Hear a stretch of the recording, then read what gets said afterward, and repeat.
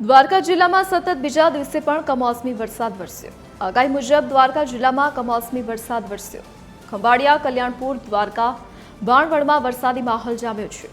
કોરાડા, લાંબા અને ભાટિયા ગામોમાં ધોધમાર વરસાદ વરસ્યો। અનેક વિસ્તારોમાં કમોસમી વરસાદ થતાં પાણી ભરાયા છે। ભર ઉનાળામાં ગાજવીજ સાથે માવઠું થતાં ખેડૂતોમાં ચિંતા પ્રસરી છે। માવઠાને લઈને ખેતરમાં ઊભા પાકમાં નુકસાનની ભીતિ સેવાઈ રહી છે। કમોસમી વરસાદના પગલે લોકોને ગરમીથી આંશિક રાહત મળી।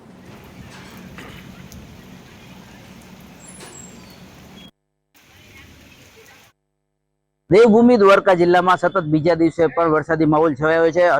હવામાન વિભાગની આગાહીને લઈને જ્યારે હવામાન વિભાગે આગાહી કરી છે ત્યારે એ આગાહીને લઈ દેવભૂમિ દ્વારકામાં બીજા દિવસે વરસાદી માહોલ છવાયો છે। વહેલી સવારથી સમગ્ર દ્વારકા જિલ્લામાં ખંભાળિયા, કલ્યાણપુર, રાવલ અને દ્વારકા જેવા અન્ય શહેરોમાં અને આસપાસના ગ્રામ્ય વિસ્તારમાં પણ વરસાદી માહોલ છવાયો છે। ખંભાળિયામાં વહેલી સવારે વરસાદ ખાબકતા મુખ્ય માર્ગો પર પાણી ફરી રહ્યા છે અને વાહન ચાલકોને પણ મુશ્કેલી પડી રહી છે।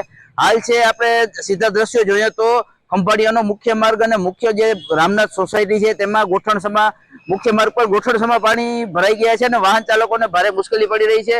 સવારે જ્યારે સ્કૂલો ચાલુ હોય છે અને સ્કૂલમાં જતા વિદ્યાર્થીઓ પણ ત્યારે હાલ છે જે ગોઠણસમાં પાણીમાં નીકળવા મજબૂર થયા છે અને એ ઉપરાંત પણ ભર ઉનાળે રેનકોટ પણ પહેરવા માટે રેનકોટ કાઢીને લોકો રેનકોટ પહેરવા માટે મજબૂર થયા છે।